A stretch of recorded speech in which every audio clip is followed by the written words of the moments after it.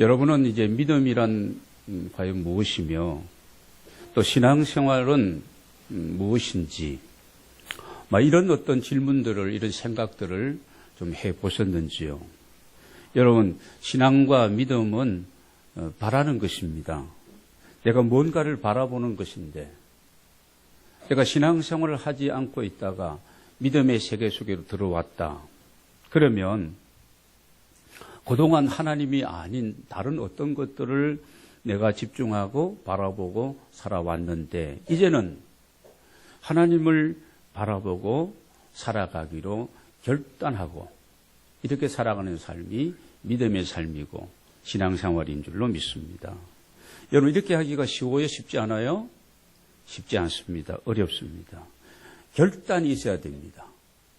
그리고 포기할 것은 포기하고 내려놓을 것은 내려놓을 수 있는 용기도 있어야 됩니다. 그리고 그분의 부르심 앞에서 우리는 위대한 이 도전의 삶을 우리가 살아가야 될 것입니다. 믿음의 조상 아브라함이 그러했습니다. 창세기 12장 1절부터 3절까지의 말씀을 보면 한번 열어보겠습니다. 1절을 한번 같이 읽겠습니다.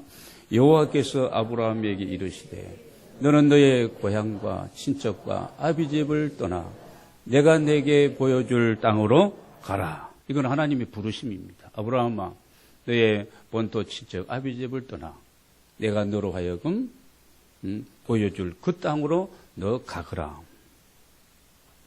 아브라함은 전혀 생각지도 못했는데 어느 날 하나님께서 아브라함에게 찾아오시면서 일방적으로 이렇게 부르십니다. 2절 말씀을 보겠습니다. 시작. 큰 민족을 이루고 내게 복을 주어 내 이름을 창대하게 하리니 너는 복이 될지라. 나의 부르심에 따라서 내가 결단하고 용기 있게 새 출발하게 되면 내가 이렇게 너에게 복을 줄 것이다. 하나님의 약속이죠. 자, 3절 말씀을 보겠습니다. 시작. 너를 축복하는 자에게는 내가 복을 내리고 너를 저주하는 자에게는 내가 저주하리니 땅의 모든 족속이 너로 말미암아 복을 얻을 것이라 하신지라. 복된 사람이 되는 거예요. 너를 축복하는 자는 모두 내가 복을 줄 것이며 너를 자꾸 안 되게 하고 저주하는 자에게 내가 저주하리니 내 주변에 있는 모든 사람들이 너로 말미암아 복을 얻게 될 것이다. 놀라운 것이죠. 환경이 변한 것이 아닙니다. 사람이 변한 것이죠. 지금까지 바라보던 것들을 내려놓고 의지하던 것들에서 내가 벗어났어.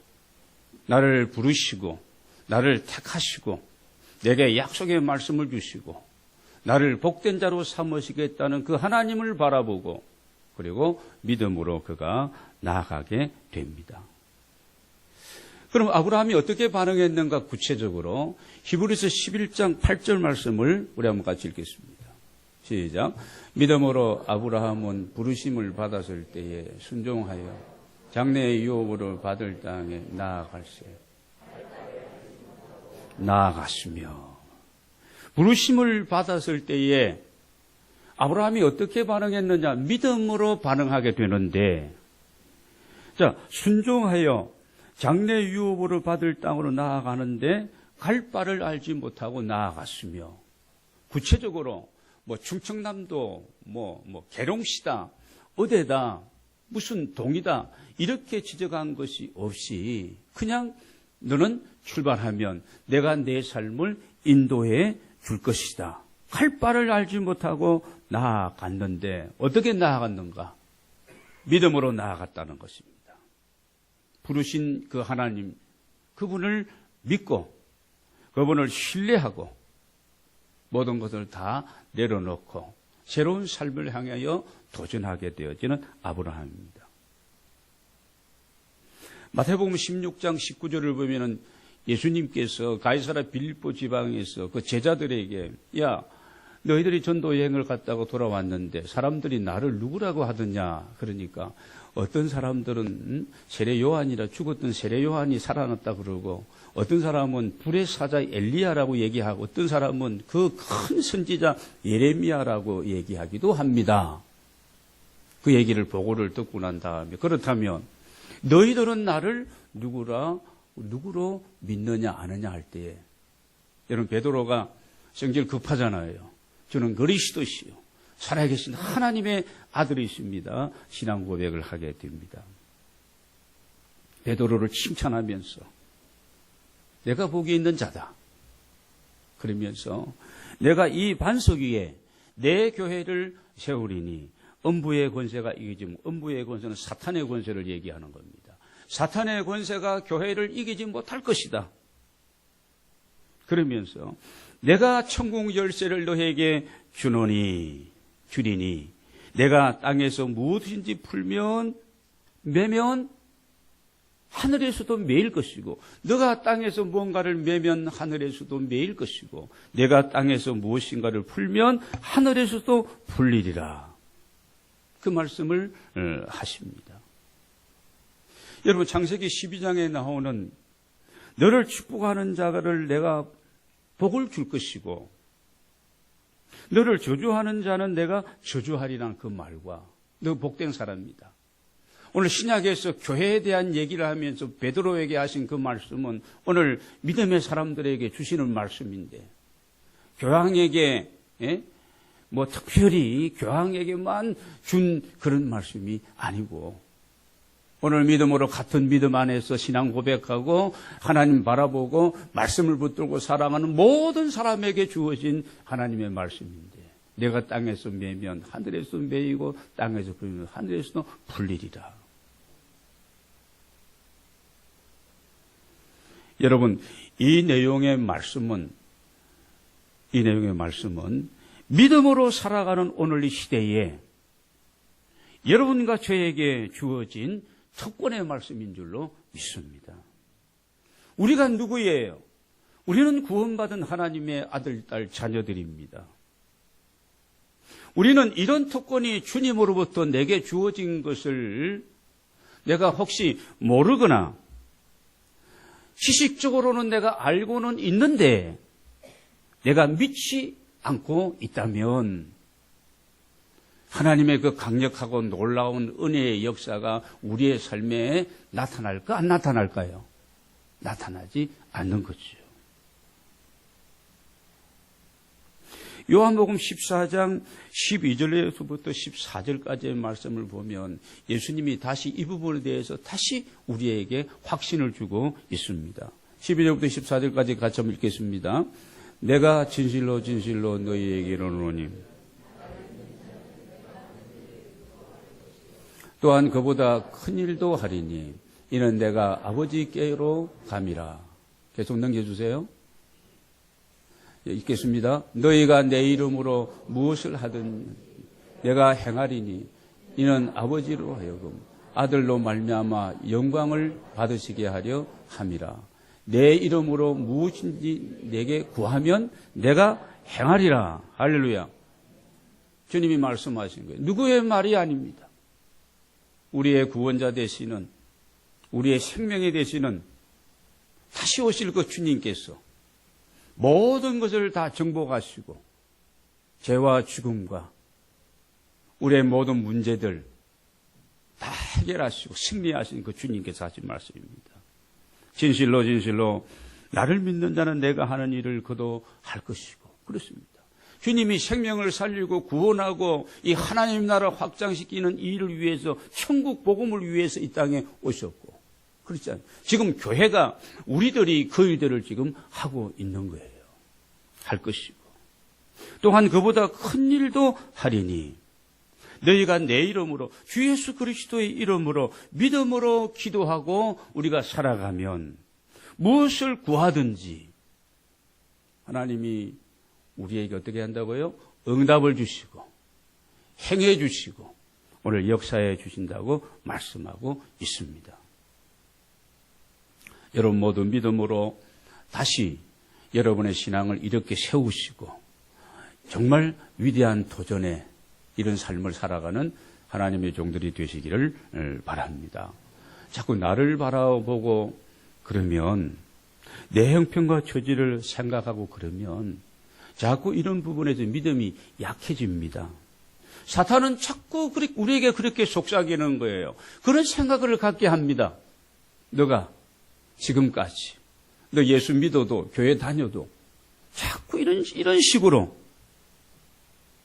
여러분 크신 일을 행하시는 그 하나님을 믿고 그 하나님이 나의 하나님이라는 사실을 확신하고 그분과 함께 동행하며 지혜의 영이신 보혜사 성령님의 충만한 가운데서 우리가 하나님의 나라를 바라보고 이 땅 가운데서 지금까지는 와는 다른 삶을 우리가 살아가기 위해서 나아가야 합니다.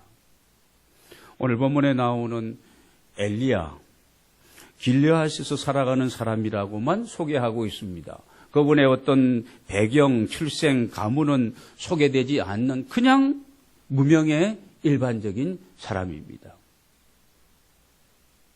근데 하나님께서는 이 엘리야를 통해서 한 시대에 하나님이 맡긴 귀한 일들을 잘 감당하게 하십니다. 여러분, 오늘 이 자리에 나와 있는 우리들 한 사람 한 사람을 돌아본다면 우리가 육체적으로 하나님 앞에 무엇을 자랑하고 뽐내고 이런 자이기 때문에 내가 이 자리에 나왔고 하나님 앞에서 살아가고 있다. 여러분 고린도서 1장 26절부터 형제들아 너희를 부르심을 보라 그랬습니다. 너희를 부르심을 보라는 이 말씀을 보면은요, 너희 가운데 이렇게 유능하고 이렇게 잘나고 이렇게 똑똑하고 나오죠. 26절. 한번 읽겠습니다. 시작. 형제들아 너희의 부르심을 보라. 육체를 따라 지혜로운 자가 많지 아니하며 능한 자가 많지 아니하며 문별 좋은 자가 많지 아니하며 그만 넘기시기 바랍니다. 그렇습니다. 이렇게 했습니다. 그래서 우리로 하여금 하나님 앞에 누구도 내가 이런 자이기 때문에 이런 배경과 이런 능력과 이런 실력과 이런 스펙이기 때문에 하나님이 그래서 나를 택하시고 내가 하나님의 일을 한다는 이런 마음을 갖지 못하도록 모든 것이 내가 된 것은 하나님의 은혜입니다. 이 모든 일은 하나님이 하셨습니다. 내가 하나님 앞에 나와서 주의 이름을 부르는 것도 주님이 내 마음을 움직여 주시고 만져주시고 내게 이런 은혜를 주시기 때문에 내가 주의 이름을 부르고 예배자가 되었습니다. 그래서 감사하고 그러므로 충성하고 그러므로 내가 아니라 주님이 하시기 때문에 더 겸손함으로 여러분 이렇게 살아가는 사람으로 하나님의 일을 감당하기 위해서 오늘 우리를 이렇게 택하시고 불러주신 줄로 믿습니다. 하나님은 지금도 이런 사람들을 이런 믿음의 사람들을 이 은혜 안에 사는 사람들을 찾으시고 사랑하시고 그리고 그들을 사용하시는 줄로 믿습니다. 여러분 하나님의 부르심 앞에서 오늘 내가 믿음으로 반응해야 됩니다. 이 믿음의 사람들은 세상을 살아갈 때에 여러분 세상 살아가면서 형통한 날들도 있고 공고한 날들도 있지 않습니까? 여러분 등산을 하면은 깊은 골짜기도 있고 또 산덩어리도 있고 이렇게 거쳐서 우리가 정상을 올라가는 것처럼 우리가 살아갈 때 우리의 삶에 여러 가지 매듭되어져 있는 삶의 매듭들이 풀려야 되는데 풀려지지 않는 문제들이 우리의 삶에 사실은 굉장히 많습니다. 겉으로 보기에는 저분은 정말 아무 걱정 염려도 없고 정말 행복하겠어 편안하겠어 얼마나 좋을까. 그러나 들어가서 보면은요 영적인 문제 마음 씀씀이에 이런 마음에 이런 어떤 고민하는 문제들 또 육체적인 이런 또 아픔과 약함 때문에 또는 뭐 가족들의 이런 일들 때문에 여러분 삶에 많은 매듭들이 묶어져 있습니다. 오늘 여러분 엘리야와 이 사르밧 여인의 이 가정을 보면서 우리가 은혜를 나누고 여러분 우리의 삶에 이 묶여있는 풀어야 될 많은 매듭들을 여러분 푸는 시간이 되기를 원합니다. 엘리야 시대에 북쪽 이스라엘 나라는요, 하나님 보시기에 가장 형편없는 그런 시대였습니다. 이 북이스라엘을 다스리고 있었던 왕은 여러분이 잘 아는 아합이라는 왕입니다. 이방 여인 우상 숭배에 찌들어 있는 이 나라에 이 공주를 데리고 와서 결혼을 한 것이죠. 왕후가 된 겁니다. 결혼을 하고 난 이후에 이 아합이 이 왕후의 얘기를, 아내의 얘기를 다 듣고 우상숭배에 온 이스라엘 나라가 우상숭배에 찌들어 가도록 그렇게 우상숭배를 조장하고 여호와의 단을 헐어버리게 됩니다. 여호와의 단을 헐어버리게 되고, 오늘날 말하면은 뭐예요? 교회를 완전히 폐쇄하고 이런 거죠.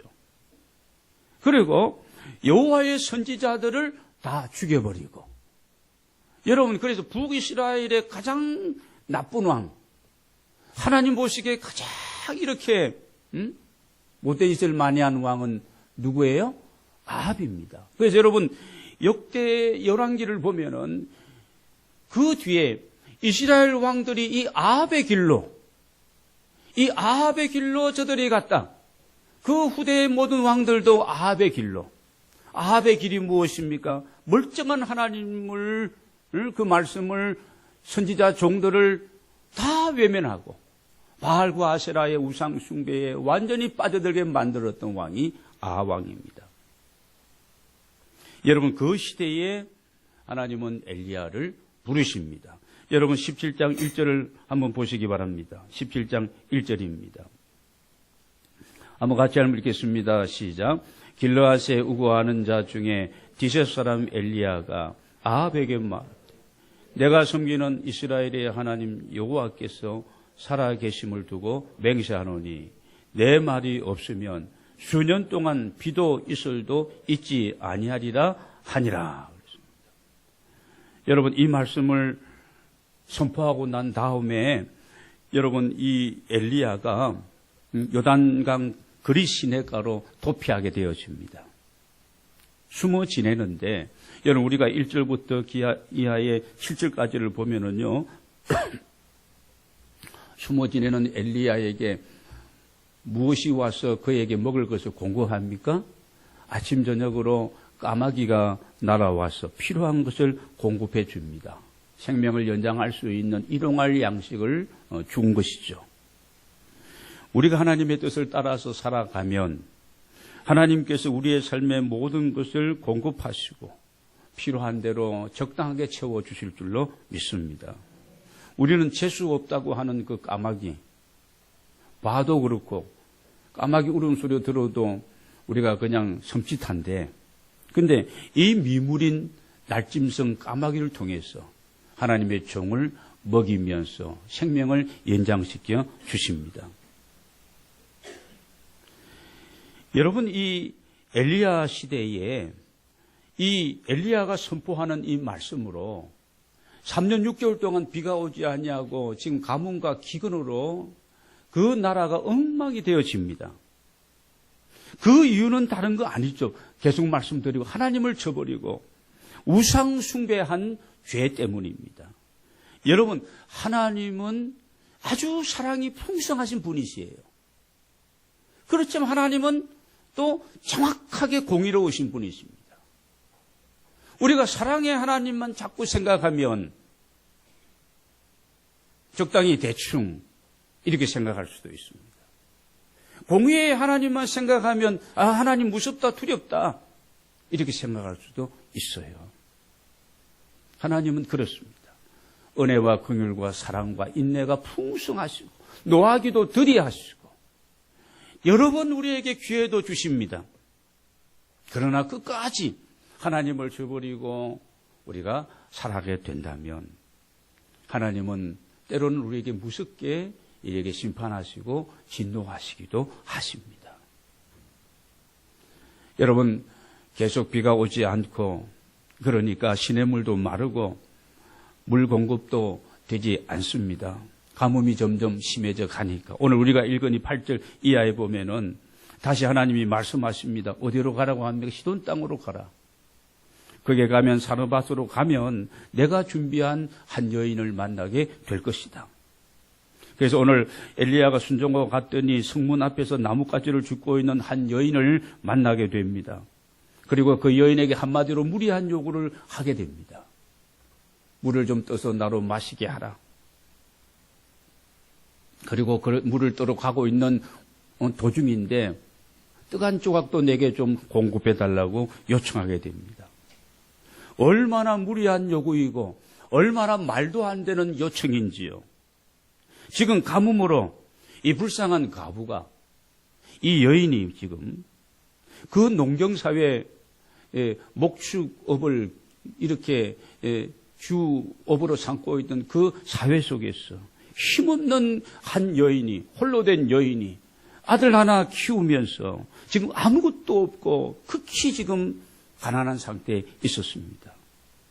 실제적으로 오늘 이 여인이 얘기하고 있어요. 나는 뭐 떡도 없고 그냥 가루통에 가루 조금 있고 그냥 기름통에 기름 바닥에 남은 것밖에 없습니다. 내가 나뭇가지를 주워가지고 가서 이렇게 해서 그 구워가지고 나와 내 아들이 먹고 이제는 죽는 것밖에 없습니다. 죽을 것입니다.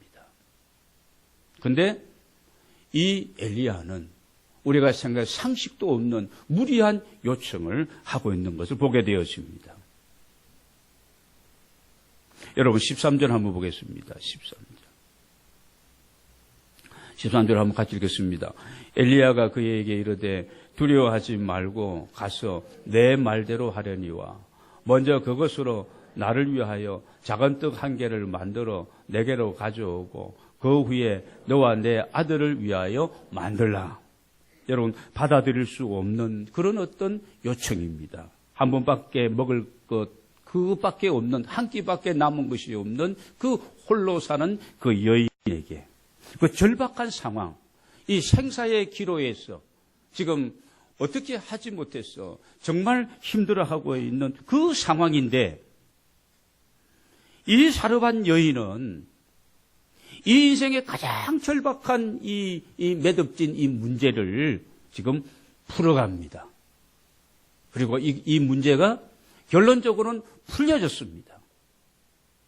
여러분, 이 사르밧 여인의 이 믿음의 결단이 가져온 하나님의 기적인 줄로 믿습니다. 저는 여러분 오늘 아침에 오늘 여러분 모두에게 여러분에게는 어떤 맺혀진 매듭들이 있다고 생각하십니까?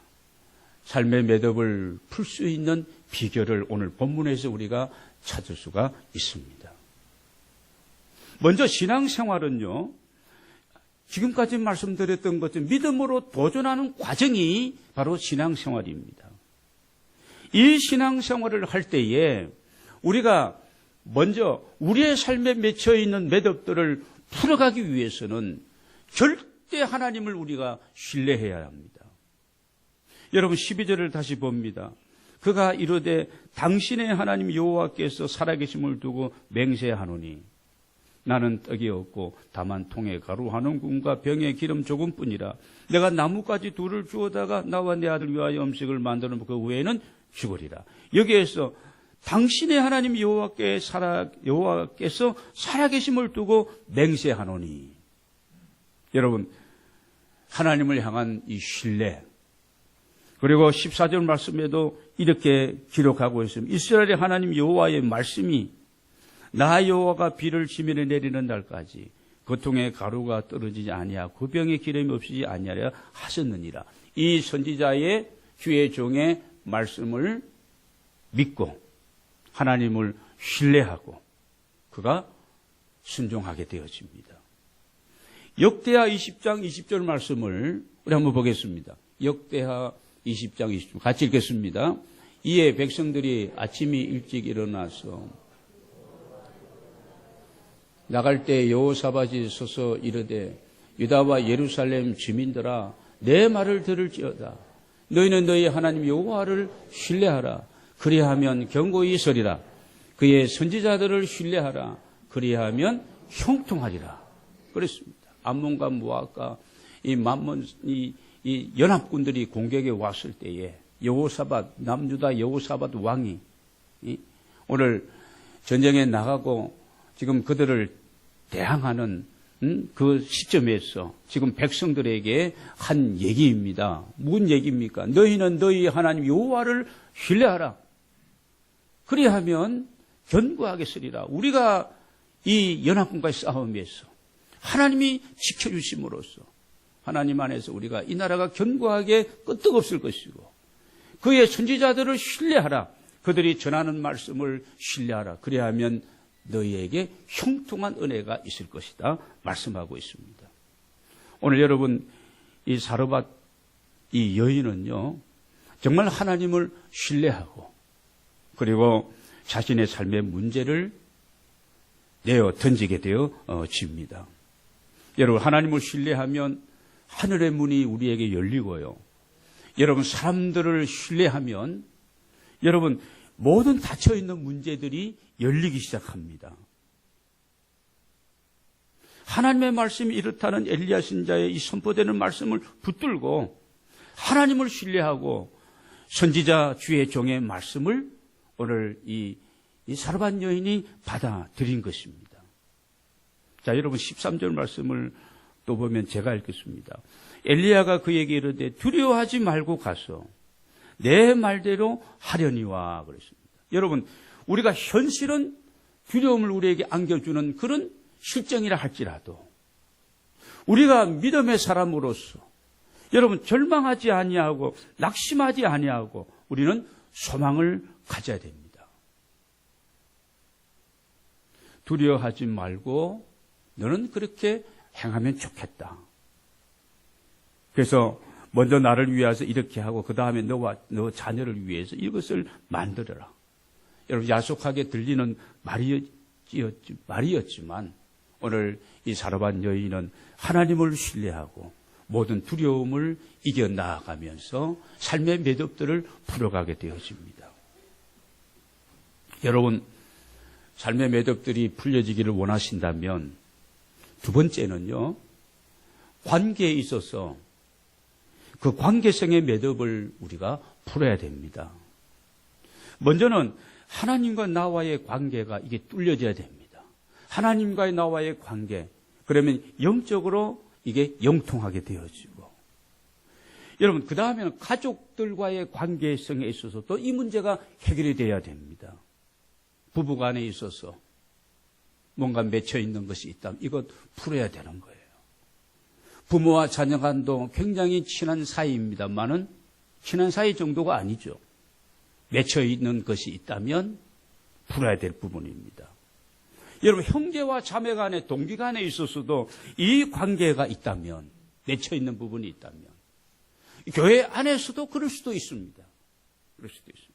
이런 모든 맺혀 있는 이런 불편한 관계들을 여러분 다 내려놓고 풀어버리면서 인격적인 관계로 신뢰의 관계로 회복하는 것.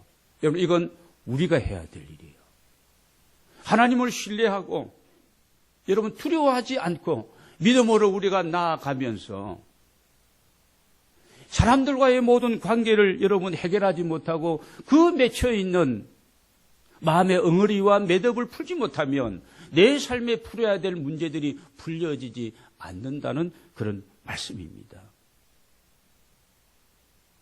하나님은 우리의 한계와 우리의 허물을 아시면서도 우리를 찾아오시고 우리를 불러주신 분이십니다.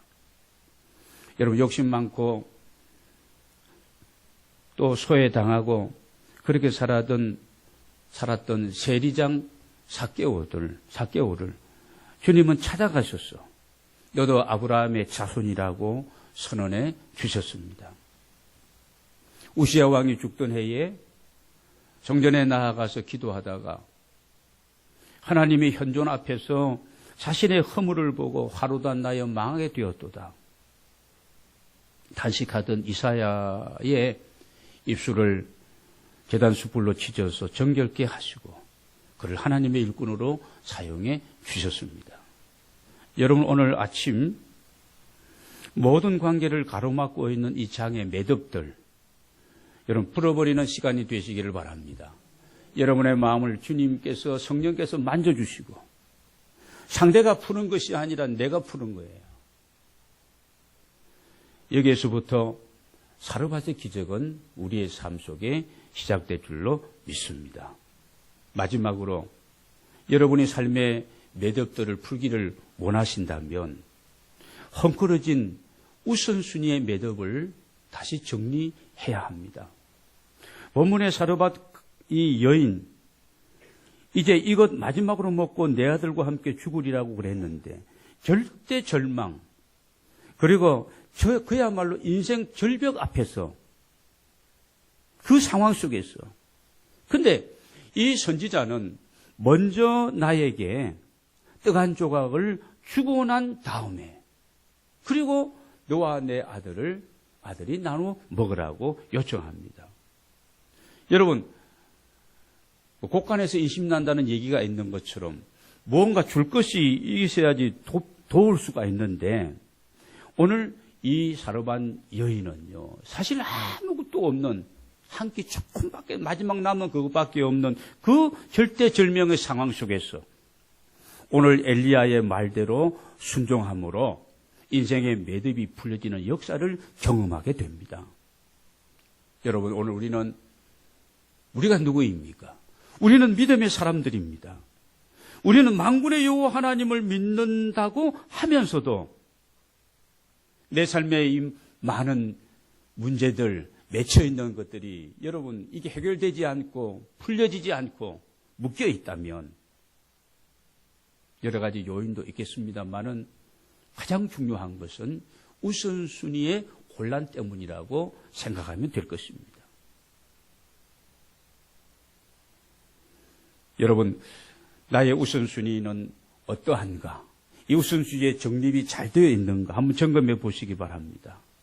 우리가 살아가는 날들에 대한 우선순위, 하나님 나라로 세상에서 살아가는 날들이 있고, 또 주님 앞에 주일을 지켜 나아가는 성수주일에 이런 날들이 있습니다.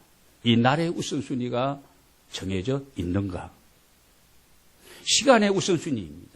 그 많은 시간들을 우리에게 하루에 24시간을 주셨는데 이 시간을 내가 어떻게 중요한 일을 위해서, 가치 있는 일 위해서 이 시간을 내가 정하고 그 일들을 따라서 살아가고 있는지, 하나님이 주신 많은 좋은 것들, 재능도 있고 물질도 있고 이것저것 하나님 많이 주셨는데 이런 것들을 가지고 내가 우선순위를 어떻게 사용하고 어떻게 내가 내 재능을 주님 앞에 드리고, 여러분, 관계의 우선순위, 사랑하는 가족들과 교우들과 이웃들과 친구들과 회사의 직원들과 함께 이런 많은 관계를 우리가 유지하고 있는데 관계의 우선순위, 만일에 여러분 혼돈되어 있다면 우리가 이 부분을 정리하게 될 때에 반드시 사르밧 여인의 기적을 우리가 체험할 수가 있을 것입니다.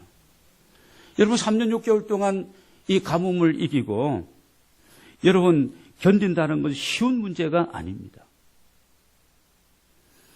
미국이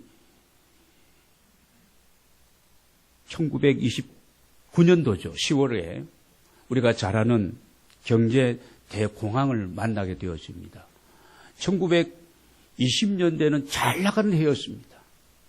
경기가 좋아서 엄청나게 모든 주식도 올라가고 엄청 좋았습니다. 그래서 수많은 사람들이 쾌락과 향락과 이런 것을 즐기면서 엄청나게 소비하고 엄청나게 살았던 시대입니다. 그런데 우리가 아는 것처럼 정권 시장이 폭락하고 전 세계가 충격에 휩싸이고 영향을 받게 되어집니다. 국민의 3분의 1인 5천만 명이 여러분 나라에서 배급하는 그런 배급되는 것으로 연명하게 되고 집안의 가장 1,400만 명이 실직을 하게 되고 엄청난 대공황을 맞이하게 될 때에 여러분 그때에 믿음의 사람 누가 루즈벨트 대통령이 우리가 흔히 잘 아는 뉴딜 정책을 가지고 나옵니다. 그분의 많은 연설 가운데 좋은 연설들이 많아요. 그러나 가장 그분이 중심을 두었던 것은 무엇입니까? 여러분, 두려워하지 마십시오. 그리고 이렇게 우리가 믿어야 됩니다. 정부를 믿어야 되고 이렇게 해야 됩니다. 강조하면서 하나님께 기도하십시다. 여러분, 이 메시지가 사실은 루즈벨트 대통령의 수많은 그 연설 가운데서 핵심입니다. 2년도 안 되어서 이 대공황의 문제를 그가 해결해 나가게 됩니다. 여러분, 우리에게 다가오는 불황이 문제가 아닙니다. 여러분, 개인적으로 국가적으로 지금 위기를 만났다. 그 위기가 문제가 아닙니다. 문제는 우리가 믿음으로 내가 살아가는 것입니다. 두려워하지 않고 낙심하지 않고 불평하지 않고 부정적인 생각을 사로잡히지 않고 그러면 자꾸 사탄이 우리에게 다가오게 되고 우리를 공격해오고 우리를 어렵게 만듭니다. 여러분, 어려운 때일수록 하나님을 바라보고 그리고 하나님께 나아가고 더 하나님 앞에 기도하고 더 말씀을 따라 순종하고 뭘 정하고요? 우선순위를 잘 정하고 모든 관계를 회복하고 여러분 믿음으로 도전하는 하나님의 종들이 되시기를 바랍니다.